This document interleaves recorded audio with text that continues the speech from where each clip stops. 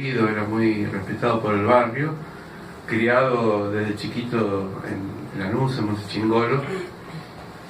Pero esas cosas de Dios, antes de morir se habían ido todos, era las 3 de la tarde más o menos, y nos llama a mis 2 hermanas y a mí, y con su balbuceo casi que no lo podía compartir, nos dijo que bueno, que estaban todos los impuestos pagos, que en un lugar estaban los recibos de luz por cualquier cosa. Es como que dejó todo armado y prestado para que vieron que hay gente que se muere y después no sabe con qué se encuentra, ¿no? Herencia, deuda, no sé.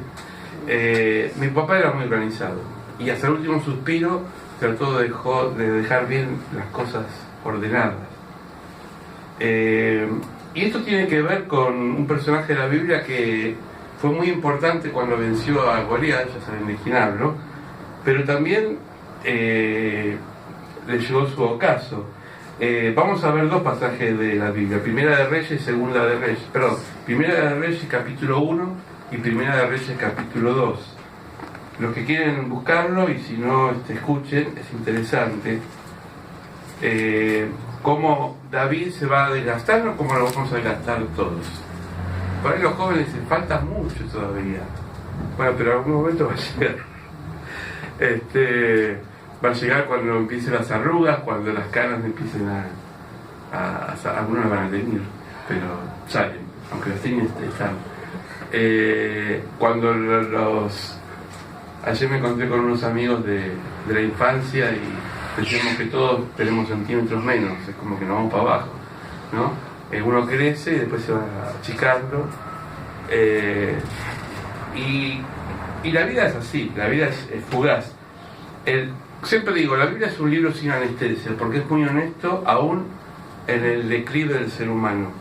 Capítulo 2 de versículo 1 de Primera de Reyes, capítulo 2, versículo 1, dice: llegaron los días que David había de morir. Mirá qué lindo final o pequeño principio para una novela, ¿no? Llegó los días que tenés que morir, ¿no? Chao. Y ordenó a Salomón su hijo diciendo, David tenía muchos hijos. Aclaro esto por los que no lo saben, porque en esa época se acostumbraba mucho la poligamia, no estaba sancionada como en estas épocas, entonces tenía muchas esposas, sobre todo porque el pueblo de Israel era muy celoso en cuanto a la descendencia. A tal punto, los que están viendo Moisés o Josué, no sé qué están viendo ahora, pero van a ver que la mujer del marido que no podía tener hijos, que era estéril, tenía la oportunidad de tener una segunda esposa, ¿no? Seguramente era un conflicto entre las 2 esposas vivir juntas y compartir, no el mismo lecho, porque cada uno tenía su cuarto, pero sí los mismos sentimientos, ¿no? Porque, qué sé yo, bueno, eran costumbres. ¿Por qué? Porque la primera, al no tener hijos, poder quedar embarazada, la segunda esposa tenía que darle una descendencia. En la Biblia vamos a ver, sobre todo las personas que no creen, que son ateas y que leen la Biblia, nos van a dar siempre con un caño, como digo yo, en aquellas culturas que nosotros tenemos que iluminarlas y clarificarlas. Por ejemplo, después de la destrucción de Sodoma y Gomorra, cuando Dios manda a destruir Sodoma y Gomorra, se produce una relación de incesto entre Lot y sus 2 hijas. Hoy sería que aberrante, un papá tiene relaciones con las hijas, pero siempre hay que ver dentro de una cultura muy primitiva donde la descendencia era fundamental, y como la descendencia de Israel tenía que seguir, y aparentemente las hijas de Lot tenían incorporado eso de que era importante, no, eso no es para imitar, simplemente lo quiero decir, está en la Biblia. Entonces las hijas obligan a su papá, lo emborrachan y lo obligan a quedar embarazada para que siga la descendencia. Yo no estoy agregando ni una coma de lo que está acá, lo pueden leer en el libro de Génesis. Desde la perspectiva moral nuestra parecería una cosa aberrante, pero era costumbre, ¿no? Las costumbres se van modificando con las épocas y a veces hasta vuelve a las épocas, porque ayer nos encontramos con unos amigos y veíamos en un casamiento que estaban los esposos, los hijos de la esposa de uno y de otro, ¿no? Mira, hay muchas ensambles de familias hoy, ¿no? Como hijos que son de diferentes madres o diferentes padres, qué sé yo. Pero bueno, en todo ese paquete está la familia. Porque el afecto va más allá a veces del linaje de la sangre, sino de lo que se va recogiendo. Yo conozco familias que tienen hijos propios e hijos adoptados, y los hijos adoptados los quieren tanto como los propios, ¿no? Lo importante es que el seno familiar no se construye solamente por dos personas, sino todo lo que sale a través de esas dos personas, ¿no? Y hoy vivimos en una sociedad donde las familias son muy diferentes, ¿no? Mamás solas, no hay tantos papás solos, pero mamás solas, porque los han abandonado los maridos o porque han muerto. Saben que la viudez femenina es mucho más notable que la masculina. Los hombres somos más frágiles. Está comprobado que hay un porcentaje mayor de viudas que de viudos. Así que nada de hacerse el machito cabrío y decir yo me la banco, porque la estadística dice otra cosa, que te vas primero, ¿no? Así que bueno, mi papá fue la excepción de la regla, porque quedó viudo antes que él. Entonces, llegó los días, vuelvo a repetir, llegaron los días que David había de morir y ordenó a Salomón a su hijo diciendo, 2 puntos: yo sigo el camino de todos en la tierra, es decir, yo me voy para el otro lado, quiso decir David, ¿no? Acá está lleno de poesía, pero es eso, me voy para el otro lado. Esforzate y sé hombre. Palabra de papá, ¿no? Esforzate y sé hombre. No sé macho, ni machista, ser hombre. Ayer alguien me visitó, sexo femenino, no voy a dar nombre, pero yo estaba cosiendo un botón. Me dice, no tiene que ser las mujeres. Digo, ¿por qué? ¿Dónde está? A veces el machismo está incorporado aún en las mujeres, ¿no? Es decir, los roles es una cosa, las funciones son otras. Entonces yo creo que ningún hombre tiene que caer la cara de vergüenza porque tenga que lavar un pañal. Pues hoy no se lava, hoy se descarga, ¿no? A mí me encanta ver a los chicos jóvenes a veces con la bebé en brazos, y son muchachos y andan con la bebé o el bebé, ¿no? Porque no es solamente algo de la mujer, es algo compartido, ¿se entiende? Pero ser hombre quiere decir ser fuerte, ser íntegro, no te doblegues ante las cosas.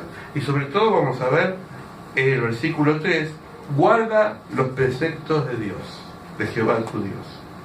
Guardar quiere decir aplicar lo que vos aprendiste.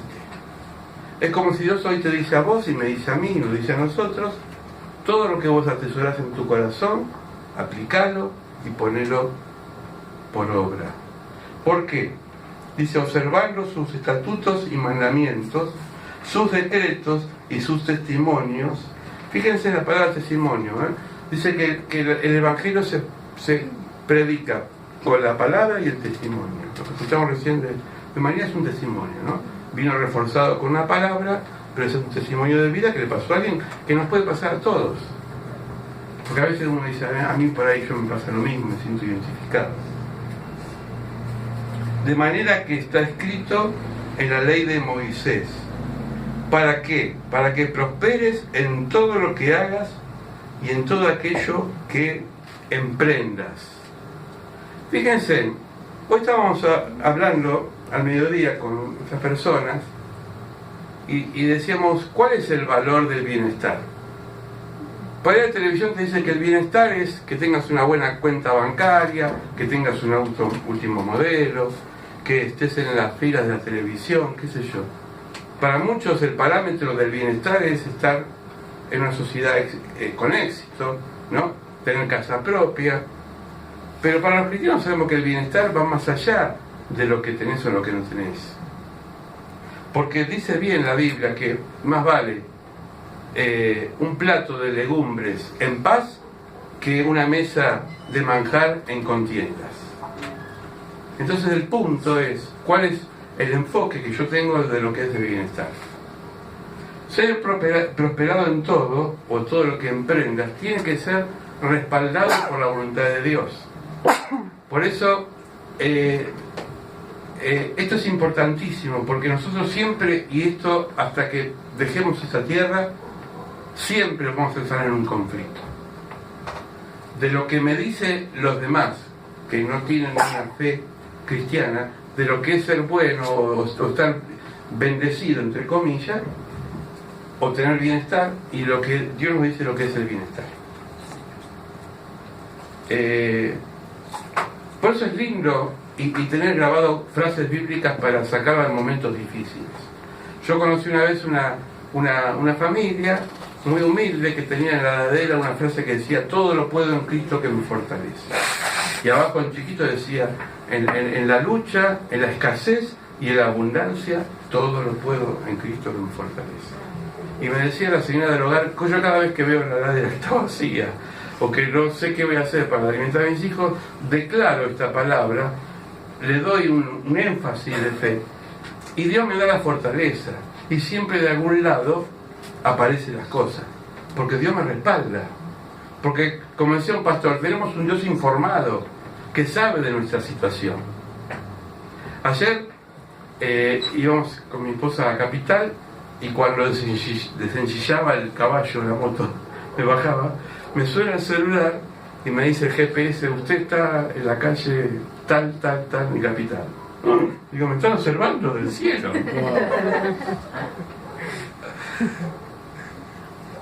Me dice: ¿quiere marcar dónde está? Digo, tu abuela, a ver si me persigue después. Y yo digo, el mejor GPS es Dios, porque desde arriba sabe dónde estás vos. Porque dice el Salmo: ¿dónde huiré de tu presencia? Me voy al baño, me escondo de vos, pero vos estás en el baño. Me voy debajo de la cama y estás debajo de la cama. El mejor GPS ya estaba inventado, es Dios. Y Dios sabe dónde estamos, y con qué actitud nos movemos, y cuáles son nuestras intenciones.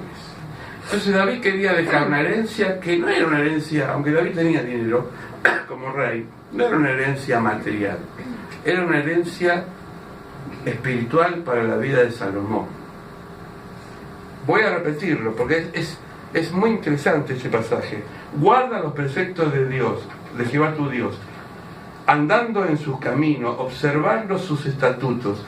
Miren los verbos. Andar quiere decir caminar por la vida, porque cuando vos caminas también te equivocas, pero también creces. Siempre en los golpes se aprende. Caminando en base a los preceptos de Dios. Observando quiere decir que vos lo medites, le saques jugo, que veas que este libro, ya sea digital o en papel, tiene un contenido espiritual que me ayuda a mí a estar bien. Y que siempre cuando recurro a la Biblia y a la oración voy a encontrar palabras que me van a alentar en el momento más difícil. Entonces, caminar, observar sus estatutos y mandamientos. ¿Por qué dice estatutos y mandamientos? Los mandamientos son cosas, la palabra viene de mandar. Por ejemplo, no matarás, no robarás, es un mandamiento, ¿sí? Los estatutos son leyes que están en la Biblia, son contenidos que hacen a la convivencia. Por ejemplo, Jesús dejó grabado en el corazón del pueblo los estatutos en el Nuevo Testamento, Mateo 5, 6 y 7, que se llama el Sermón del Monte. Pues si vos lees el Sermón del Monte, ¿qué dice al principio? Bienaventurados los pobres de espíritu, porque ellos verán el reino de Dios. Bienaventurados los que trabajan por la paz, porque ellos serán, ¿no? Bienaventurados los pacificadores, etcétera, etcétera. Después dice, si vos tenés algo con tu hermano, háblalo con tu hermano. Bueno, un montón de preceptos que si yo no pienso enumerar, me va a llevar mucho tiempo, pero leanlo en su casa, Mateo 5, 6 y 7. Esos son estatutos, son códigos de convivencia, que tienen que ver con mi vida. Si yo hago eso, me va a andar bien todo. Voy a estar bien en todo. Pero cuidado, porque a veces se explica mal y viene la frustración. No quiere decir que no vas a tener problemas. No quiere decir que a veces te va a escasear la comida. Quiere decir que vas a tener una entereza interior, que vas a poder enfrentar toda dificultad. Y eso no es conformismo. Eso no es decir, bueno, no me queda otra. Eso quiere decir que tengo herramientas para yo poder seguir adelante. Porque este cuerpo se mueve, tu cuerpo se mueve por el espíritu que está dentro, que hace que mi cuerpo sea diferente a un perro, un gato. Un perro, un gato no tiene pensamiento, no tiene razón, tiene instinto. Por más que se le diga que el perro es inteligente, la inteligencia solamente tiene el ser humano. Y la inteligencia tiene que ver con lo que yo pienso, elaboro, medito, y aún me equivoco. Por ahí un perro no se va a equivocar cuando ve el peligro porque tiene un olfato y percibe dónde está el peligro. Yo por ahí sí me doy cuenta, o no, y por eso dicen que cuando van a cruzar la cordillera o esos lugares como cruzó San Martín, usó una mula, porque la mula, a diferencia del caballo, el caballo hace lo que el jinete le dice. La mula, cuando ve peligro, no avanza y se empaca, ¿no? Porque tiene un instinto que percibe dónde está el peligro. Entonces los seres humanos usaron mulas para que les alerta como GPS, para decir, por acá no, recapitulando, para otro lado, ¿no? Esto tiene que ver con el instinto del animal, pero no porque sea inteligente. Dios capacitó a un animal para esa destreza. Pero nosotros tenemos la libertad, que es el mejor don, pero a veces el peor don porque lo aprovechamos para mal. Entonces yo hago lo que quiero, y porque hago lo que quiero, después me banco las consecuencias. Por eso en la obediencia está la bendición. Si a mí Dios me dice tal cosa y lo cumplo, Dios me recompensa. En todos los órdenes. Y por eso a veces vemos que nosotros creemos, hoy le decía a una persona, me decía esta persona, una persona muy allegada a mi vida, me dice, yo no creo, porque lo que le pido a Dios no me lo da. Le digo, le erraste, porque la fe no es resultado, la fe es entrega. Porque a veces Dios no te da lo que querés. Porque no es el tiempo, o porque no es su voluntad, o porque no te hace bien. Si mi hijo tiene 6 años y me pide una moto como la que yo tengo, no se la voy a dar. Pero no porque no lo ame mi hijo, sino porque no está en condiciones de manejar una moto. ¿Se entiende? Entonces, nosotros podemos desear muchas cosas. ¿Qué pasa? Podemos desear muchas cosas, pero no quiere decir que eso sea lo bueno para nosotros. ¿Sí? Y esto es importante que lo sepamos, porque si no después vemos que estamos llorando por los rincones, porque no sabemos para dónde salir. Entonces creo que tiene muy importante que tengamos, que es como si David, ahora no es David, ahora es Dios que te dice a vos y me dice a mí, observar los caminos, los estatutos, los mandamientos, sus decretos, sus testimonios. Para el autor de la Biblia los testimonios eran lo que habían vivido. Pero vos también tenés testimonio. Quizás a vos no se te abrió el mar y pasaste. Quizás vos no viste las plagas como las vieron los egipcios. Quizás vos no viste milagros como vio los discípulos cuando resucitó Jesús a Lázaro. Pero tenés testimonios. Pequeños. El otro día en el grupo de oración compartían gente que encontraba plata. Es un milagro. Yo ni 10 centavos encuentro. Bueno, será porque no lo necesito, qué sé yo, pero nunca encontré plata. Y a veces Dios te sorprende con cosas que vos no las esperabas. Y vos deleitate de esos testimonios, porque dice la palabra, agradecer en todos sus caminos y tenerlo en cuenta. ¿Sí? Si te levantás y tenés salud, decís gracias Señor, porque estoy sano. Si te acostás y ese día no te pasó nada, cuando vas a tu casa y saliste a trabajar o estuviste haciendo cosas, gracias Señor porque hoy estoy vivo, estoy bien. No es costumbre, no es ser careta, es ser agradecido. Ser agradecido. Entonces, los testimonios son importantes. Ahora, también me gusta en esto dejar una enseñanza. Nunca hay que compararse con los testimonios, porque cada testimonio es único. El otro día me contaba un pastor, seguramente ustedes lo conocen, que tiene su esposa, que es lisiada.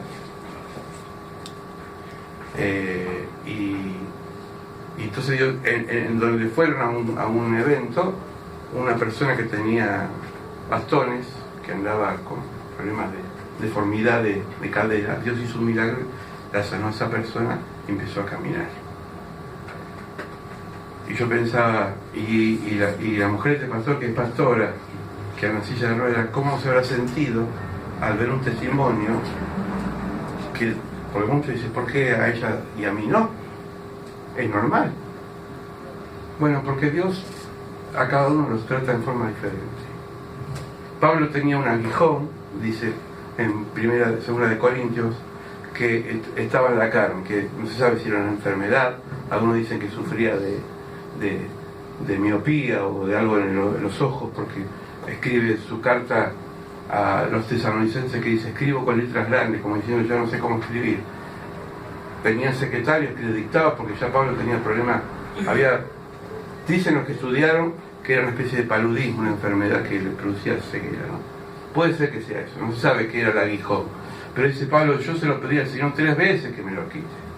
Y el Señor me dijo, Pablito, yo te voy a dar gracias para que vos sobrelleves esa enfermedad, pero no te la voy a quitar. Por eso tenemos que tener mucha delicadeza, porque a veces Dios en algunos casos responde y a veces no. Yo una vez me enamoré, bueno, muchas veces me enamoré, pero me enamoré una vez, aparte de, bueno, acá que no como así, voy a saludar a la cámara, porque estamos por internet, yo. Pero una vez yo tenía 17, 18 años, no, 18 años porque empezaba a creer en Dios, ya me congregaba y todo, y me enamoré de una chica, y me acuerdo que ayuné por ella, las cosas que hice, y digo, y bajé de peso y todo, y leía la Biblia, y rezaba, en esa época rezaba porque me oraba, qué sé yo, las cosas que hacía, y Dios me la dio. Y tenía un compañero, que ayer lo vi, después de tantos años, que me dijo, yo quiero esa. Y se casó con esa. No con la que a mí me gustaba, con otra. Pero digo, en ese momento me agarró una frustración. Digo, ¿por qué? A mí no. ¿Qué soy, feo? Ay, vamos a ver. Tenía más pelo. Era más flaco, un poquito más alto también. Pero no era para mí. Y bueno, valió la pena esperar. Valió la pena. Pero digo, los procesos son de Dios. ¿No? Terminarlo así. Son de Dios. Y Dios sabe en qué momento te va a responder. Pero no dejes de meditar sus estatutos. No dejes de disfrutar de la palabra, porque es un chiquito. Ahora la puedes bajar en el celular, hay aplicaciones de Biblia que la puedes bajar, o de papel, como sea, no importa, hay medios por todos lados, no hay excusa para no leerla. Hasta hay en audio, vos podés ir yo a veces me pongo el celular en la oreja, ¿sabes por qué me pongo el celular? Los que me conocen, me pongo el celular acá dentro del casco, porque yo soy de romper los auriculares, porque me engancho, acá siempre mi señora me reta, porque si no te duran nada los auriculares, porque me los cuelgo así, hago así, vuelan y se rompen. Entonces decidí ponerme el celular dentro del casco. Por eso soy sordomudo, supongo, no sé. Pero pues la escucho la Biblia cuando no la puedo leer, o escucho una predicación, qué sé yo. Hay formas de leer la palabra, hay formas de entender el mensaje de Dios. Y Dios hoy nos está hablando claro. como le habló a David a Salomón: hijo, me estoy por morir, voy a pasar a la otra vida, pero le deseo la mejor herencia, que es